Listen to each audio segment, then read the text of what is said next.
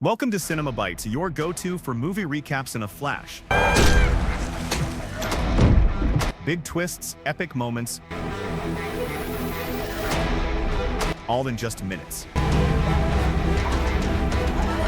The movie begins with the predatory zombies began to terrorize a rural village in northern Quebec due to the outbreak of a mysterious, unexplained epidemic. This strange phenomenon was first noticed at a racetrack, when a driver approached one of the workers there and spotted a pale-looking woman standing and staring at them intently. When he asked her what she wanted, the pale woman ran toward them and bit the racetrack worker on the knee. The driver, shocked, froze for a moment before calling out for help. The survivors were forced to roam the area, searching for people who had not yet been infected. One of the first survivors was an elderly man named Real, who was trying to escape three zombies chasing after him. In another part of the village, a boy named Tickle wiped his tears as he prepared to leave his home. Before leaving, he untied a caged bird to set it free, grabbed a rifle lying next to a freshly dug grave, and headed off. In the forest, Bonin and Vizina were keeping themselves entertained with jokes about doctors while watching for any infected individuals. Meanwhile, Celine was driving her car around the village, hunting zombies to kill. When she didn't find anyone, she stopped her car,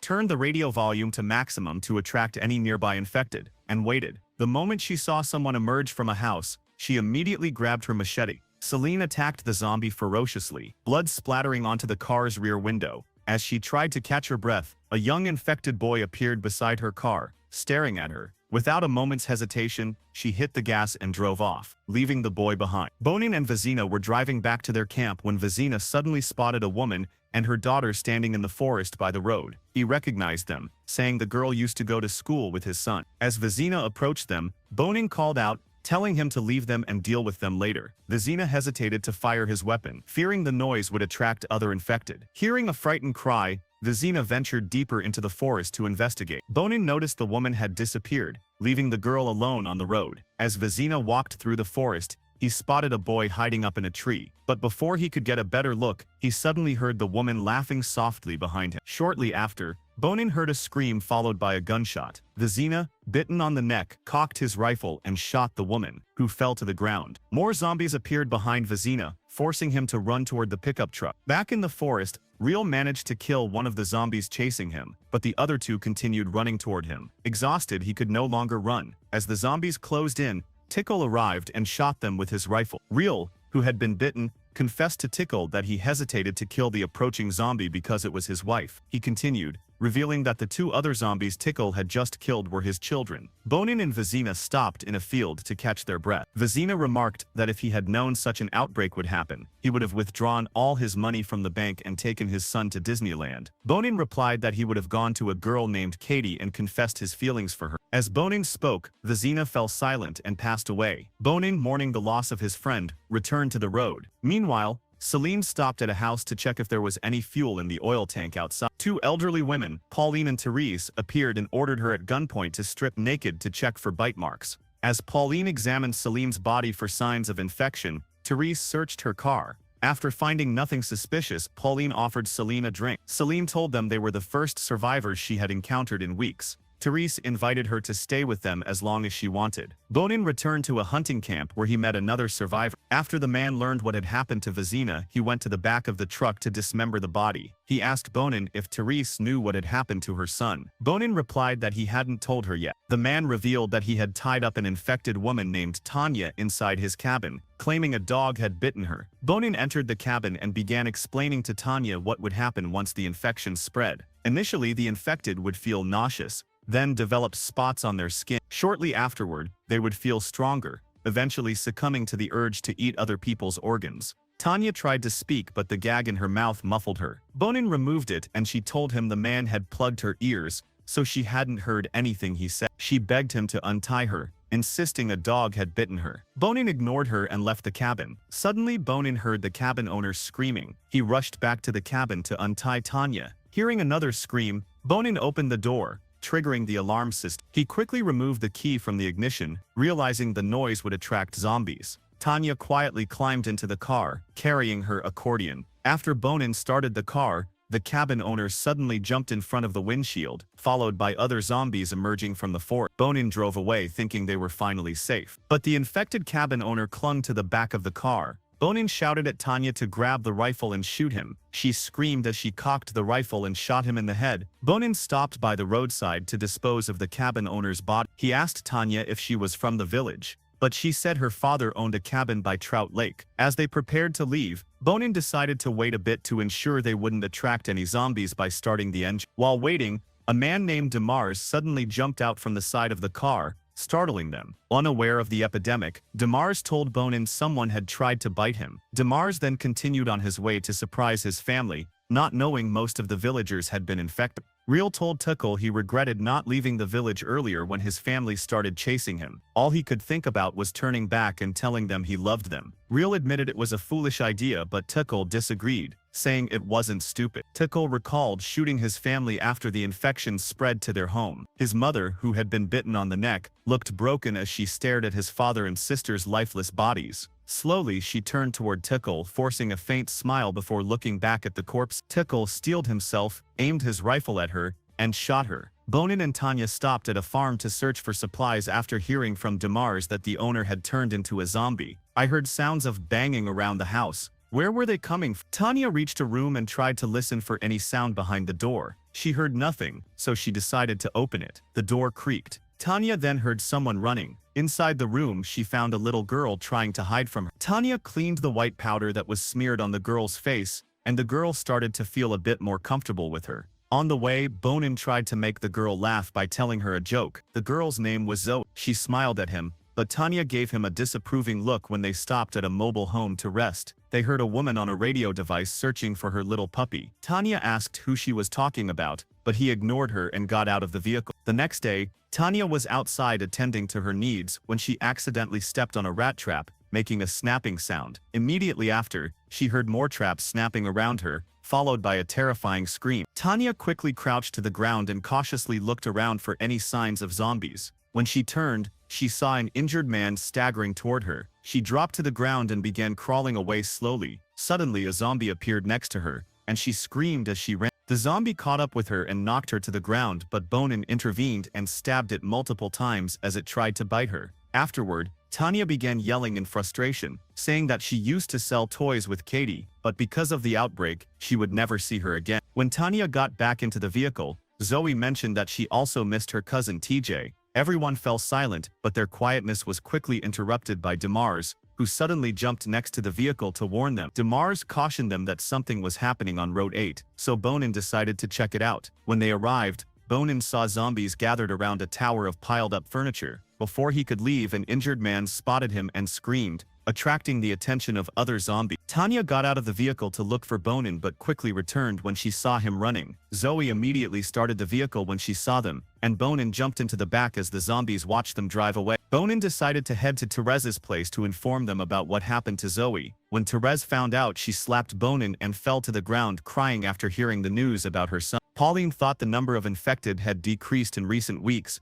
but now it seemed like they were increasing again. Pauline concluded that the infected hadn't found food outside the village, so they were returning. Tanya confirmed that someone must have blocked the roads to prevent them from reaching other cities. Pauline suggested fortifying the house and staying quiet to avoid attracting any zombies. She also mentioned that they needed to ration the food as it was running out, though Zoe wished she could eat the amount she needed because she was still growing. Celine warned them that the house was on the path of the infected, who seemed to be gathering together. She suggested they undertake the long journey to a fortified shelter that would keep them safe. The group quickly made plans, gathered as much food as they could carry, and set off at night. The group began discussing their concerns about Tanya's bite. Bonin tried to defend her, saying it was just a dog bite, but Celine pointed out that he hadn't seen it happen. Tanya told the group to include her in their decisions before making any judgments about her. Soon after, they started hearing the sounds of traps snapping in the forest. Zombies began running toward the house, so they left immediately. They eventually reached the forest and discovered a tower made of chairs, but at the same time,